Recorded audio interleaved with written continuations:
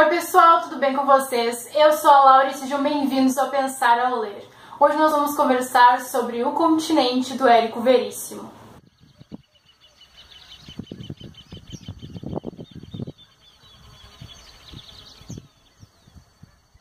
Antes de começar a falar sobre a trilogia O Tempo e o Vento, eu preciso conversar com vocês sobre algumas outras coisas. Eu sou gaúcha, nascida em Tenente Portela, e isso faz com que esse livro tenha uma carga muito especial. São 3 livros que contam a saga do Rio Grande do Sul, do povo gaúcho em 150 anos. Vai começar com o continente, depois o arquipélago e depois o retrato. E nessa trilogia ele vai contar todas as peregrinações, todas as guerras, como é o povo gaúcho, o que aconteceu nesse período tão importante da história, não só do Rio Grande do Sul, mas do Brasil.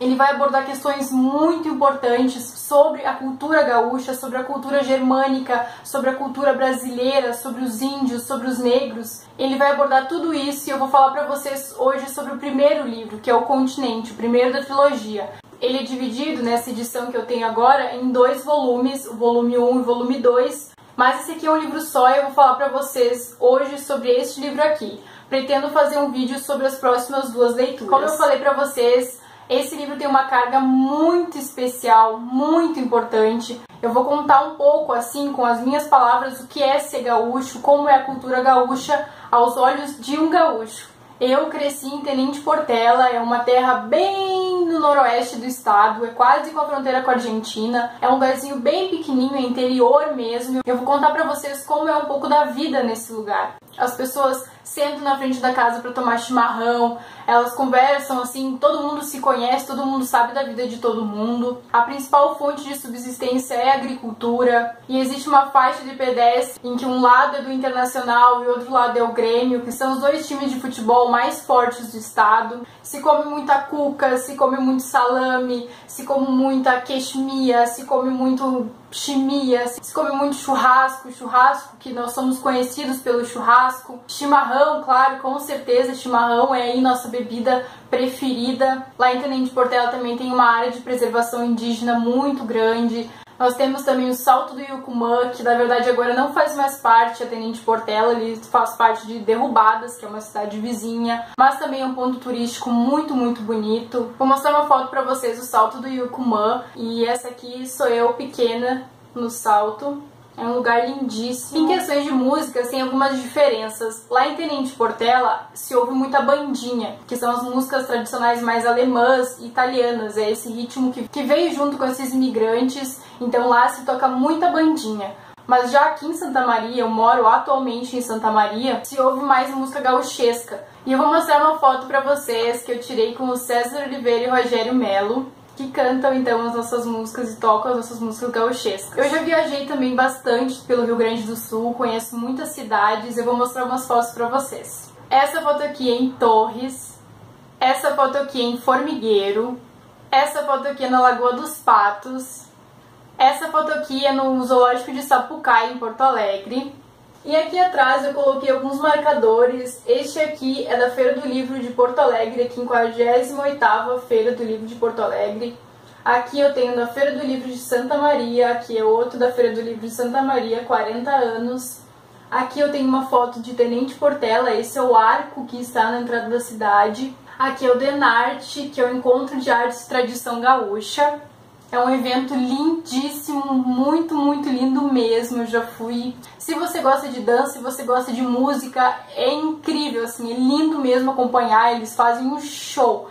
Esses grupos de tradições gaúchas, que são os CTGs, dão um show de dança, de música, de cultura e de tradição, é muito bonito. Bom, agora que eu já falei pra vocês, já mostrei algumas fotos, eu vou entrar propriamente na história do continente. Explicando pra vocês um pouquinho do que é o continente, porque o Érico escolheu esse nome, é porque ele vai falar da terra em si, da conquista da terra, do território aqui do Rio Grande do Sul, a ferro e fogo, abaixo de tantas guerras, como o Rio Grande do Sul foi formado. Por isso ele escolheu o nome O Continente. A história transcorre em 2 tempos. A gente tem uma narrativa que é O Sobrado, ele vai ser dividido entre os capítulos da narrativa que vai seguir. São 2 tempos cronológicos. Um vai contar antes do Sobrado, então ele vai contando a história até chegar na parte do Sobrado. Essa parte pode ser tirada do livro e lida separadamente, porque ela não vai interferir na outra parte da história. Ele vai começar nesse primeiro volume aqui com a fonte, é o primeiro capítulo, tirando a parte do sobrado, que ele vai falar da catequização dos índios, da colonização mesmo. Ele vai falar sobre a colônia do Sacramento, ele vai falar sobre os 7 povos, as missões. Ele vai falar de uma lenda que é o Sepete Araju. O personagem que vai ser introduzido nessa parte é o Pedro, e ele vai ser muito importante depois para continuar seguindo a linhagem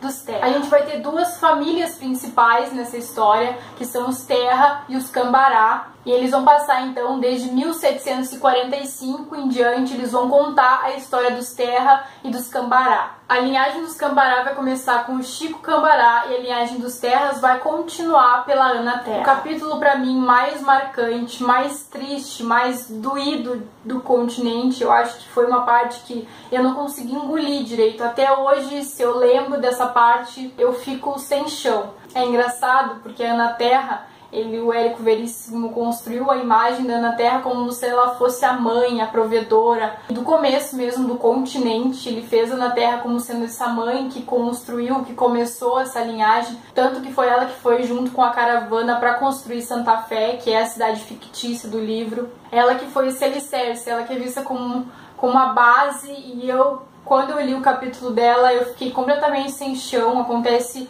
coisas horríveis com a Ana Terra, ela sofre muito, muito mesmo. E eu falo pra vocês que até hoje essas cenas assim que eu criei pra mim lendo esse livro não vão sair da minha memória nunca. Ela vai começar então a linhagem dos Terra, ela vai ter o Pedro Terra, que depois vai seguir junto com a linhagem Cambará. Essas 2 famílias vão se unir através de laços matrimoniais. Essas 2 famílias vão estar sempre em contato, eles vão sempre casar entre eles, estar entre eles com primos e construir então essa dinastia. É como se o Vento fosse um personagem desse livro. Ele está presente em todas as tragédias, assim, ele está presente em todos os momentos cruciais da história. Tanto quanto hoje no Rio Grande do Sul, ele é uma coisa muito forte. O vento norte, o vento minuano, são ventos muito fortes aqui no Rio Grande do Sul, que representam também muitas tragédias e muitas noites dos mortos, como a dona Bibiana costumava falar. Como o Rio Grande do Sul e também diversas outras partes do Brasil foram conquistadas, foram através de lutas, de guerras, de guerrilhas, de matanças. A maior parte do tempo esses homens estão em guerra, a maior parte do tempo as mulheres ficam em Santa Fé sozinhas, e falam que mais uma vez Santa Fé está deserta de homens, que os homens sadios e aptos em idade iam para a guerra. E essa nossa terra é marcada pelo sangue desses homens, muitas conquistas, muitas derrotas, e tudo isso foi permeando a história do Rio Grande do Sul e do Brasil. A parte de um certo Capitão Rodrigo é incrível também, porque fala muito de como é o gaúcho, de como é essa raiz do gaúcho.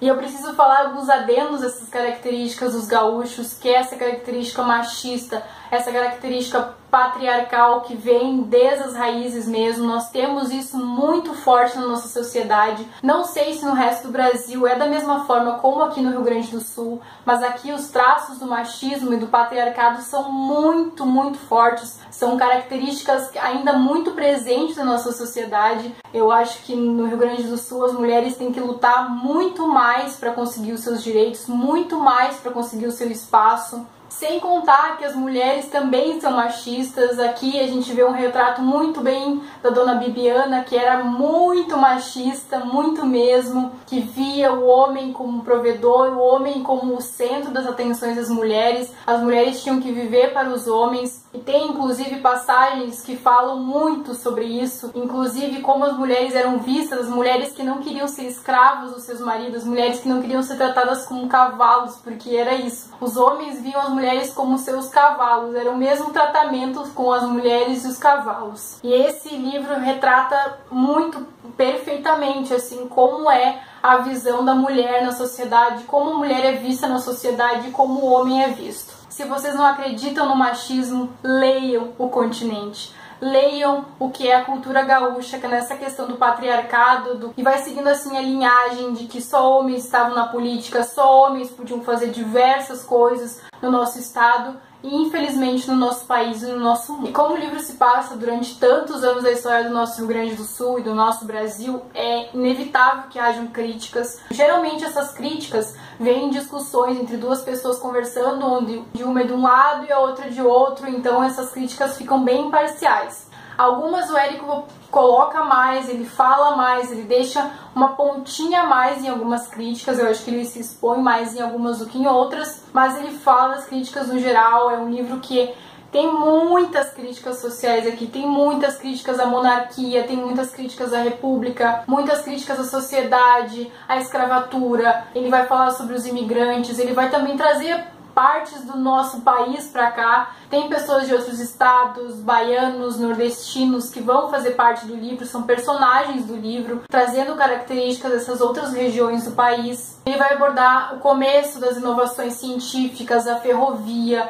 ele vai trazer o telefone, vai trazer o correio e diversas outras coisas que vão surgindo na nossa sociedade, de como tudo isso foi sendo introduzido, de como as pessoas viam isso no interior, de como os alemães chegaram aqui, de como os italianos chegaram aqui, quais foram as mudanças que esses imigrantes trouxeram, a independência do Brasil, a chegada da família real. Tem muitas coisas aqui, muitas abordagens assim que, se você gosta de história, se você quer aprender a história do nosso Brasil, leia O Tempo e o Vento. Bom, gente, eu não quero dar spoilers pra vocês, esses dois livros aqui. Eu quero só fazer um vídeo mesmo, indicação pra vocês, um vídeo pra vocês conhecerem O Tempo e o Vento. São 7 livros agora, na verdade é uma trilogia, só que como os livros seriam muito grandes, eles fizeram em 7 livros. Não se intimidem pela quantidade de livros que tem do Tempo e o Vento, porque vale muito a pena, a leitura flui, assim, parece que você está mergulhando nessa história. O Érico Veríssimo é um escritor fantástico, ele é um escritor incrível e vocês precisam conhecer O Tempo e o Vento. Eu acho que se um brasileiro tem uma obra dessa no seu país